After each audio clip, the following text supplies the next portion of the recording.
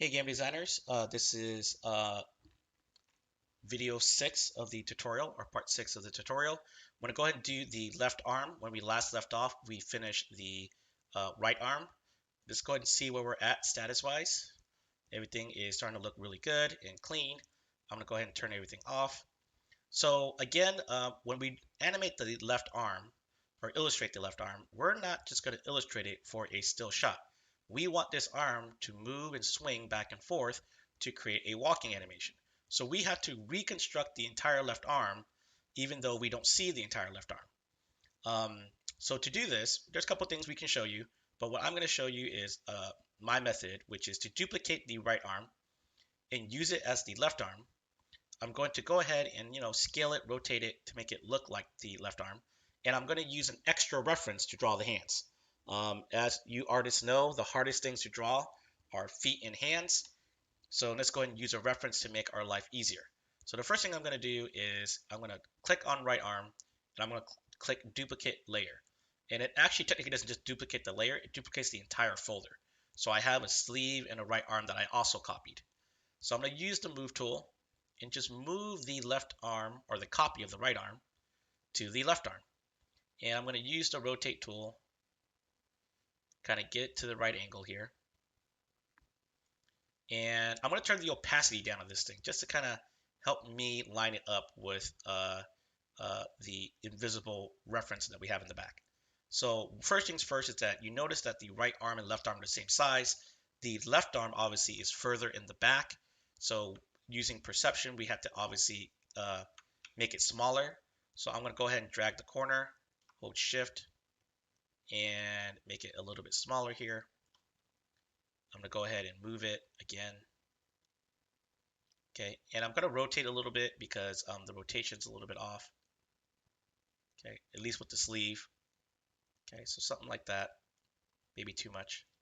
Rotate it back a little bit. And again, it doesn't have to be perfect with the reference. You're obviously going to use your best judgment on where it's going to be. Oops, I think I meant to rotate. I'm going to go ahead and scale down again. Hold shift, scale down, move it a little bit. That looks like about right. Okay, so again, the reason why we're doing this is that we have the knots, right? So that we don't have to redraw all the knots, we can just simply edit our knots to match our reference. But I'm going to go ahead and go to our Google Classroom and use this reference that I gave you guys inside of the assignment. So it's called Homer's Backhand Reference. So I just basically took a screenshot of one of the episodes to use as a reference for his hand. So go ahead and click on this file, click on the triple dot, click on open a new window, and then we're going to click the download button to download his reference for his hand. I'm going to go back into our photo P, and we're going to go to File, Open in Place. We're going to go find that reference that we just downloaded, click Open. You'll see it here on the very top. Using the Move tool, we're going to move it to our other reference here. And I'm actually going to turn off the right arm, or aka the left arm. Turn it off real quick. Oops, my reference got put in here. I'm going to move my reference to the reference layer next to the other references. I'm going to turn off my right arm just because I don't want to get confused with what I'm doing right here. What I'm going to do is I'm going to rotate this arm and scale it to the right size because this is obviously way too small. I'm going to grab the corner, make it large. I'm going to turn on the opacity again to kind of see through it. And I'm going to use the move tool and move it. I'm going to use the rotate tool and rotate it. And what you're really just seeing me do is kind of get a scaling to the right size, right? So that looks about right, something like that.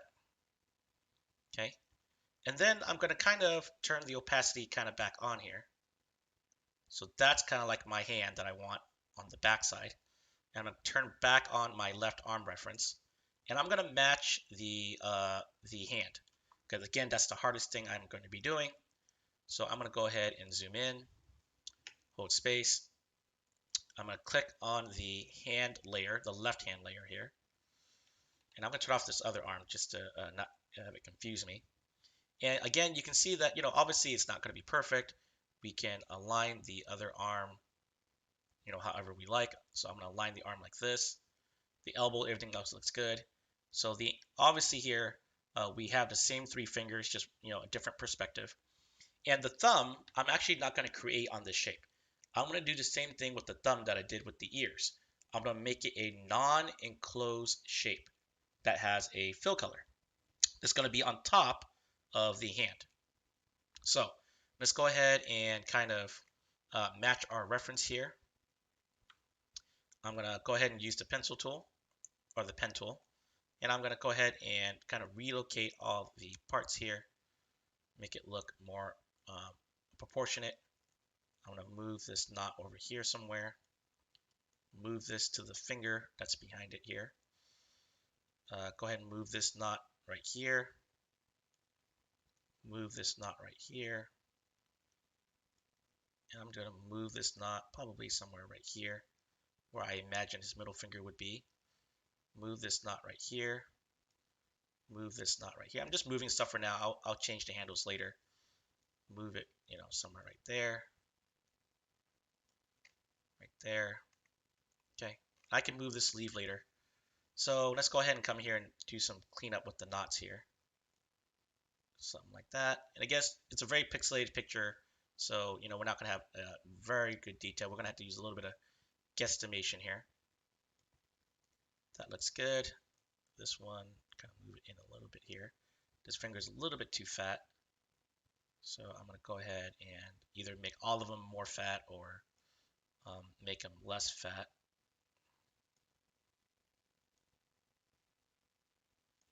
Okay. Okay, looks good enough here.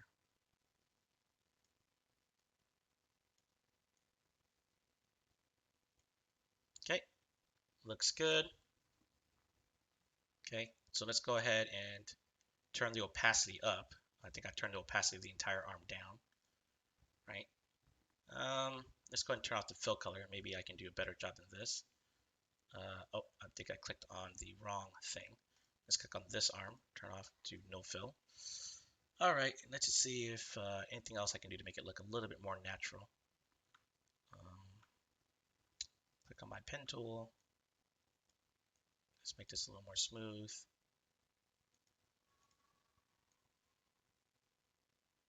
Okay.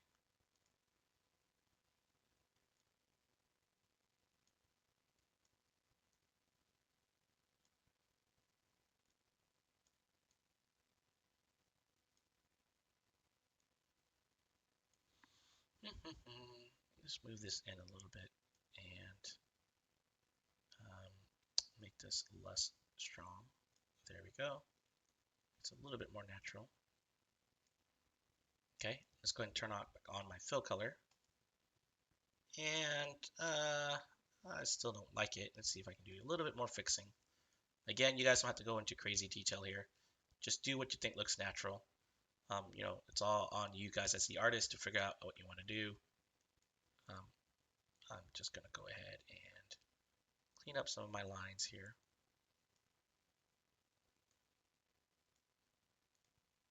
Okay. All right. And make it less bumpy right here. Okay. And let's go ahead and put on the thumb next. So if I put on the thumb, maybe my hand will look a little bit better. So again, I'm going to turn back my hand reference, turn back the opacity really high here so we kind of get a really good idea of what I'm doing. I'm just going to, again, trace the thumb, non-enclosed shape. So I'm going to go ahead and start here, pull down, and hold Alt. Kind of make it like a little of a bump right here to kind of show like that little webbing of your thumb. Hold Alt, go this way, go down, pull it this way, hold Alt, go back in here. Okay, and I think I want to move it down a little bit. Give his thumb a little bit more definition. So there's my thumb. I'm going to go ahead and move my thumb into the on top of the right arm, and go ahead and turn on the right arm, and there you have it. So let's kind of zoom out and see if it looks natural here. I'm going to just go ahead and click on something else. And yeah, I mean, looks like a hand. Maybe it's just probably bent a little bit too much. I kind of don't like that it's rotated a little bit too much here. So maybe what I'll do is fix it up just a little bit here. Again, you guys don't have to be this picky. This is just me. Um, I'm going to go ahead and move kind of like the entire arm, make it look more natural of a bend. Looks like he's, like trying too hard to keep his hands here. Okay, keep it straight, move it centered a little bit more, and give it a little bit of a bend here. Oh, what did I click on? Okay.